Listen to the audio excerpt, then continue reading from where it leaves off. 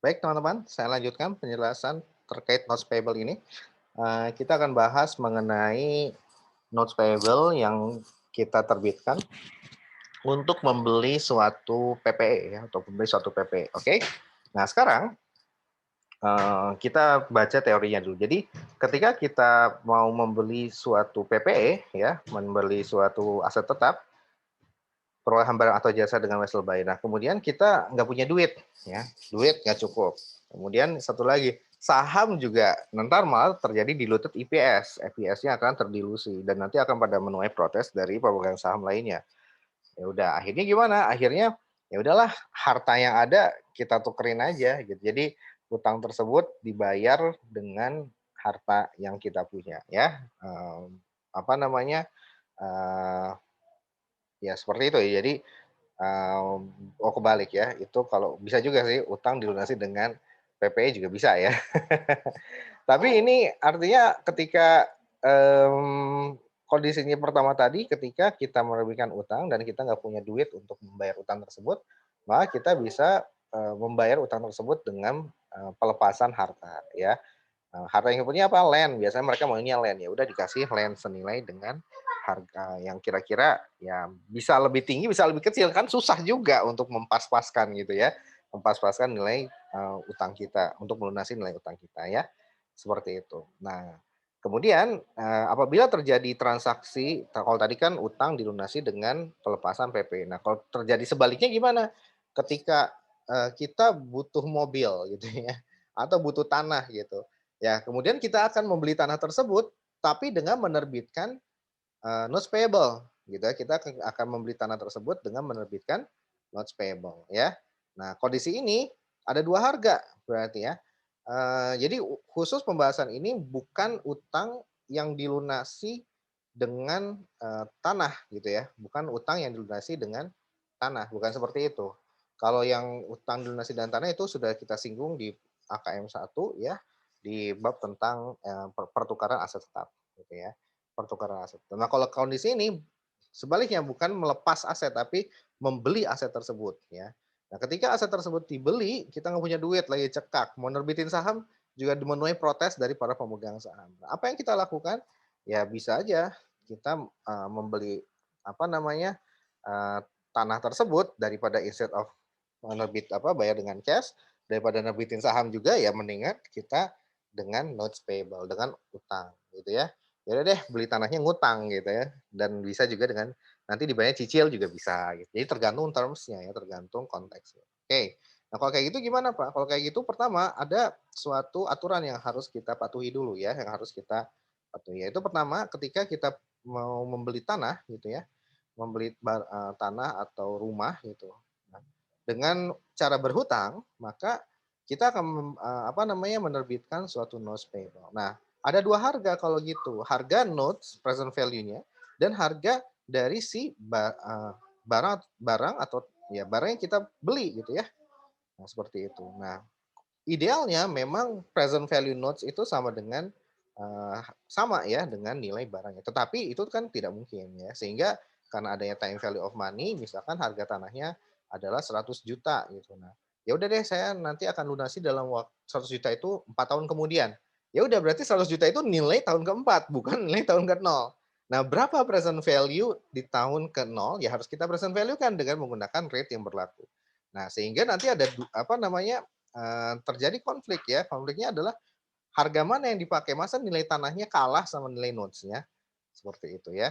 Nah, itu adalah dilema-dilema ya. Jadi, gimana cara memecahkan kasus-kasus seperti tadi dalam akuntansi, maka konsepnya adalah kembali ke hukum asal. Hukum asal dari pembelian suatu aset adalah dengan menggunakan nilai dari aset yang kita beli gitu ya. Nilainya contohnya tanah tadi 100 juta, ya kita mau bayar pakai cash, ya berarti nilai cash-nya akan mengikuti, orang akan mau penjual akan mau dibayar kalau kita ya bayar sesuai dengan ya harga yang dia tetapkan gitu ya. Kalau di bawah itu dia nggak mau gitu kan. Nah, akhirnya apa? Mengikuti transaksi yang terjadi secara umum, itu nilai dari barang yang disepakati oleh kedua pihak. Biasanya yang disepakati oleh penjual ya. Seperti itu. Nah, jadi harga apa barang yang kita beli itu itulah yang menjadi patokan utama kita ya dalam mencatatkannya ke neraca gitu ya. Nah, jadi market value dari barang yang kita beli, itu yang kita pakai. Itu kalau cash gitu. Kalau dia saham sama juga ya, harga barang yang kita beli yang kita jadikan acuan. Harga sahamnya nanti akan mengikuti ya. Nanti kita cari market value-nya, nanti juga kita lihat apakah ada gain atau loss ya. Nah ya, kemudian kondisinya adalah ketika apa namanya, kita membeli barang tersebut dengan menerbitkan notes, maka terjadi sebaliknya. Harga notes lah yang lebih didahulukan dibandingkan dengan harga dari barang itu sendiri, gitu ya. Jadi tadi contohnya 100 juta dibayar di tahun keempat. 100 juta itu menjadi nilai di tahun keempat. Di tahun ke-0 berapa? Ya di present value kan, gitu ya, di present value kan. Ya, sehingga apa? Nilai tanah akan berkurang, gitu, akan berkurang. Ya, seperti itu. Yang dicatat di buku akan berkurang. Jadi nilai present value menang tuh ya. Nah, apakah itu kondisi kalau si notes-nya itu adalah interest bearing notes ya. Nah, tetapi ada beberapa kondisi juga kecuali ya. Nah, ini dia. Kecuali. Nah, ini ya transaksi wajar nilai barang atau jasa yang diterima dicatat sesuai dengan PV notes. Nah, at market rate ya. Jadi seperti itu. Jadi ketika kita beli barang dengan menerbitkan notes, nilai notes lah yang menang. Nah, sehingga apa? Nilai notes yang dipakai untuk menetapkan nilai dari aset yang kita beli. Gitu ya. Kecuali kalau tidak ada suku bunga yang dinyatakan atau tidak ada coupon rate. Nah, ini contohnya berarti kalau zero interest bearing notes berarti tidak bisa gitu ya. Yang berarti itu tidak wajar nilai present value-nya gitu ya. Nah, sehingga apa? Sehingga nanti kita lihat kembali ke hukum asal gitu ya, ke hukum asal yaitu menggunakan nilai dari market value dari barang yang kita beli. Nah, jadi kalau si notes-nya itu zero interest maka tidak ada suku bunga gitu ya, tidak ada coupon rate. Kalau tidak ada coupon rate berarti nilai notes-nya menjadi tidak wajar. Nah, kurang lebih seperti itu. Karena nilai notes tidak wajar, berarti nilai yang digunakan adalah nilai yang wajar, yaitu apa? Nilai si aset yang kita beli. Nah, seperti itu, kembali ke hukum asal. Berarti kalau dia zero interest bearing notes ya. Nah, atau ketika kita menerbitkan interest bearing notes, tetapi apa? Tetapi ada coupon rate-nya. Tapi coupon rate-nya nggak masuk akal nilainya gitu ya. Let's say yield-nya ya, atau market rate itu berada di angka 10%. Kita coupon rate-nya kita tetapkan agar premium gitu ya, di angka 20%. Wah, itu nggak wajar. Nah, jadi kembali ke kewajarannya gitu. Kalau ternyata coupon rate-nya nggak wajar meski dia interest bearing notes, maka tidak kita pakai nilai dari present value notes-nya ya. Kita kembali lagi ke nilai dari market value dari si barang yang kita beli. Nah, seperti itu. Nah, yang ketiga, nah ini permasalahannya ketika zero interest bearing notes, oh ini enggak, ini interest bearing notes. Kemudian coupon rate-nya juga wajar gitu. Market rate-nya 6%, coupon rate-nya mungkin sekitar 7 gitu ya. Atau mungkin sekitar 5,5 dan sebagainya. Nah, itu masih wajar lah. Gitu. Memang kewajarannya kembali kepada best practice di masing-masing sektor dari industri ya. Tidak ada patokan awal. Cuman biasanya kita menggunakan rate dari industri. Rata-rata industri berapa nih dapat kupon rate-nya kalau menerbitin obligasi? Oh sekian. Nah itulah yang menjadi patokan wajarnya. Ya. Tapi per industri, per sektor, kan sektor di Bursa Efek itu ada macam-macam. Ada sektor migas, ada sektor consumer goods, ada sektor finansial gitu ya, keuangan, ada sektor perbankan dan sebagainya. Nah, itu oke, sekarang yang ketiga ya. Yang ketiga, coupon rate-nya ada dan wajar. Tetapi nilai dari prinsipalnya malah yang beda jauh sama nilai dari si market value dari si aset yang kita beli. Market value dari aset adalah 100 juta ya. Tapi nilai si apa namanya? Nilai si prinsipalnya gitu, itu malah 1 miliar. Wah, itu kan kegedean gitu ya, kegedean. Nah, sehingga apa? Kalau misalkan kupon rate-nya ada, tetapi prinsipalnya berbeda jauh dari market rate, maka tetap kita anggap notes payable present value-nya tidak wajar. Sehingga kembali ke hukum asal. Menggunakan apa? Menggunakan harga dari si barang yang kita beli. Nah, seperti itu ya. Itu konsepnya. Jadi, kalau hukum asalnya itu adalah kita menggunakan harga dari market value dari barang yang kita beli kalau cash gitu ya. Tetapi kalau dia dengan notes payable, maka harga notes payable yang menang gitu ya. Syaratnya apa? Syaratnya ya ada coupon rate, kemudian dan wajar, kemudian prinsipalnya itu juga tidak beda jauh dari market value-nya. Nah, Seperti itu. Nah, kalau ternyata tidak ada coupon rate atau ada coupon rate yang kedua tetapi tidak wajar nilainya.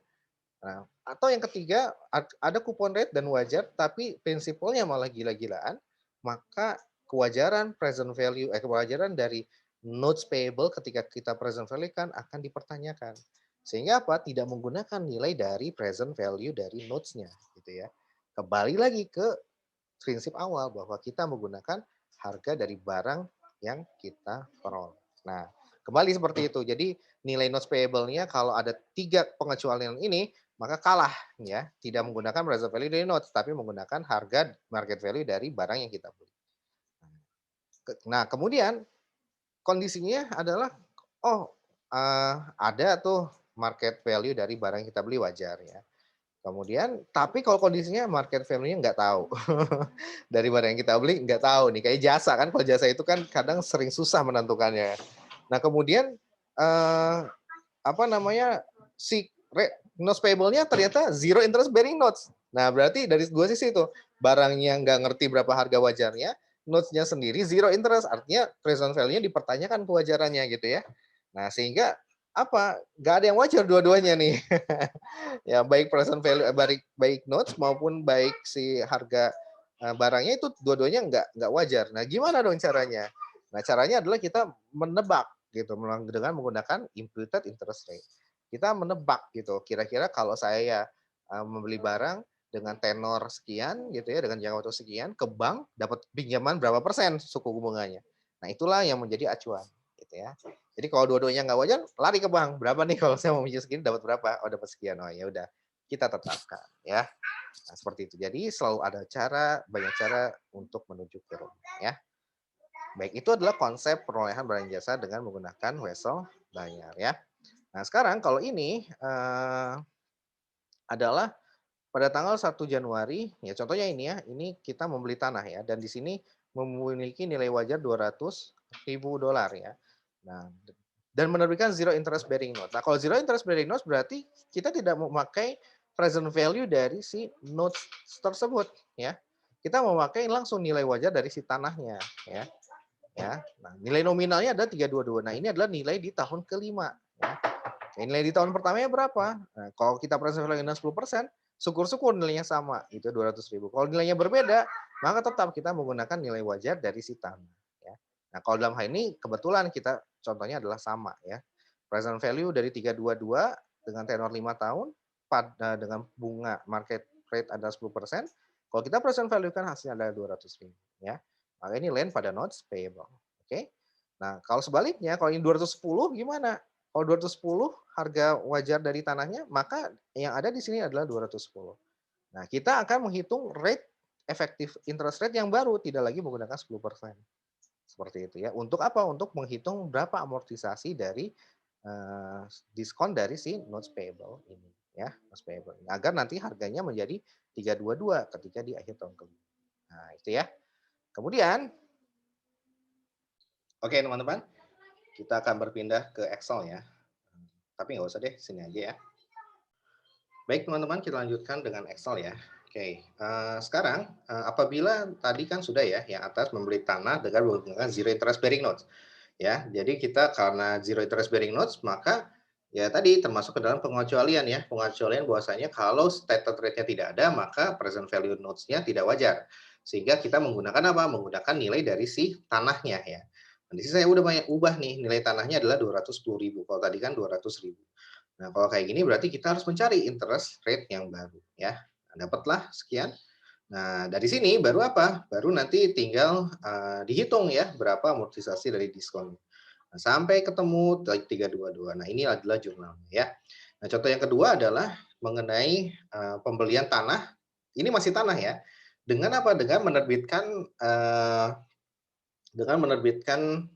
easy interest bearing notes. Kalau yang atas zero, kalau yang ini interest ya. Kalau menerbitkan interest bearing notes, nah CR-nya lihat nih, apakah wajar atau enggak. Oh ternyata wajar gitu ya, nggak beda jauh lah dari si yield-nya. Ya sudah, kalau gitu kita bisa hitung berapa present value-nya. Nah, setelah kita hitung berapa present value-nya, barulah nanti kita akan menggunakan nilai dari present value notes ini sebagai untuk mencatat apa? Untuk mencatat nilai dari si land. Ya, jadi land-nya tidak lagi eee, apa namanya, oh di sini nggak diketahui ya. Kalau misalkan nanti di sini saya kasih tahu gitu, nilai landnya adalah nilai, wajar ya, nilai wajar dari tanah adalah ya Rp misalkan 410, oh kok Rp sih, pound sterling ya, adalah misalkan di sini saya ketik ya 410 pound sterling misalkan ya, 420 deh, ya 420 pound sterling. Nah, ketika seperti ini ada 2 nih, satu adalah harga 420.000 dan satu lagi nanti nilai present value-nya ya. Ya udah kita nanti cari dulu present value dari notes-nya berapa. Ya sudah nih, kita langsung masukkan di sini 420.000 ya. Nah, oke, kita langsung masukkan 400.000 keterangannya, kemudian 8 tahun tenornya, kuponnya 6%, kemudian interest rate-nya per 1 Mei, market rate-nya 100.000. Nah, berapa present value-nya? Langsung aja deh secara cepat ya. Di sini adalah dengan menggunakan langsung menggabungkan present value pokok dan bunga ya. Hasilnya adalah 314 ya. Nah, 314 ini kemudian apa namanya? Saya masukkan ke dalam tabel amortisasi diskon ya. Ya sudah tinggal dimasukkan saja 24.000 ini apa? Ini adalah cicilannya ya, cicilannya. Karena ini interest bearing notes, maka ada cicilan bunganya. Nah, karena ada cicilan bunga, maka interest expense pun nanti akan muncul ya. Dan ketika interest expense muncul, maka amortisasi pun akan ikut muncul ya. Nah, berapa amortisasinya? Sekitar 7.000 ya. Nah, ini nanti akan menambah dari si carrying value dari si apa namanya bond dari si notes-nya ya, notes payable-nya ya. Oke, nah sekarang yang kita masukkan ketika kita jurnal pertama kali, yang dicatat yang mana? Bukan yang 410.000 ya. Bukan yang 420.000, tetapi kita mencatat yang 314 karena ini interest bearing notes, coupon rate-nya wajar, maka kita menggunakan present value dari notes ya.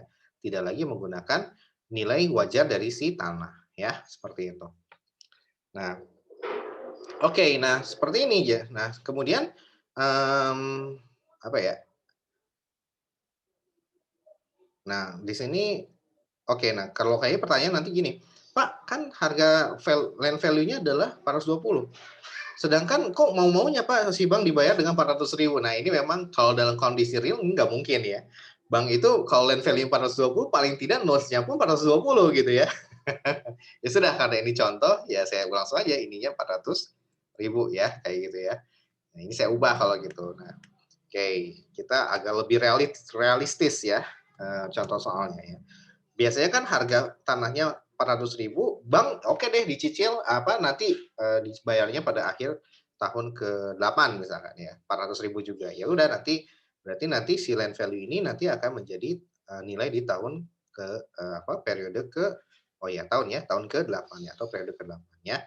Senilai 400.000. Nah, ketika pencatatan pertamanya mana yang kita gunakan? Kita tetap menggunakan yang nilai dari present value dari notes ya, seperti itu. Ya, jadi tidak menggunakan 400.000 tapi menggunakan present value dari si notes ya. Nah, kan seperti itu. Jadi nilai notes akan mengalahkan nilai wajar dari si land, bukan 400.000 tetapi kita langsung mencatat sebesar 314.000. Nah, kalau untuk apa namanya? Pembayaran bunganya gimana, Pak? Karena pembayaran bunga tiap 1 Mei, maka ada fractions dari mulai Mei sampai 31 Desember ya. Nah, seperti itu. Nah, gimana cara bikin jurnalnya? Kita bikin jurnal dulu di tanggal 31 Desember. Ini sama dengan 8 bulan ya, 8/12 dikali interest expense-nya ini. Kemudian notes payable-nya karena dia diskon ditaruh di kredit ya, menambah nilai dari carrying value sama 8/12, yang bawah juga 8/12, hasilnya adalah sekian. Ya. Nah, ketika nanti pembayaran bunganya, maka langsung kita mengambil fraction sisanya dari mulai 1 Januari sampai dengan 1 Mei, yaitu 4 bulan. Nah, inilah yang di-expense-kan di tahun 2020 ya. Nah, sebesar berapa? Ya sisanya ya 4 bulan ya. 10,488. Baru yang interest payable-nya kita bayar ya 16.000. Nah, notes payable-nya berapa? Notes payable-nya ini yang sisanya ya, yang sisanya yang 7684 dikali fractions-nya 4/12 ya. Nah, cash-nya juga sama, fractions juga ya, fractions juga. Sorry, cash-nya tidak fractions, maaf ya, tapi full ya. Nah, yang fractions itu berarti ketika di 1 Mei adalah yang 2488, ini diskonnya karena udah ada diskon yang diakui di tahun 2019. Kemudian interest payable-nya kan tetap ya, kita masukkan ke 2020 sehingga pembayaran tetap full ya, tetap full. Oke, nah kalau kita hitung selisihnya ada nih. Kalau selisihnya 0 berarti jurnal kita sudah tepat ya. Sama dengan sum. Oke, sama dengan 0. Oke, sudah tepat. Baik, itu saja teman-teman yang bisa saya sampaikan dalam video tentang pelunasan pembelian aset tetap ya, land dalam hal ini yang tidak memiliki amortisasi dengan menggunakan notes payable ya. Kita beli tidak dengan menggunakan cash, tapi juga tidak dengan menggunakan equity ya atau penerbitan saham, tapi dengan menerbitkan surat utang ya atau notes payable ya. Dan ketika notes payable-nya adalah interest bearing notes, memiliki coupon rate dan wajar, maka nilai dari land akan kalah dengan nilai dari present value of notes payable-nya ya. Sehingga nilai land yang tercatat akan lebih kecil ya, tidak lagi 400.000. Nah, seperti itu. Demikian, semoga bisa bermanfaat.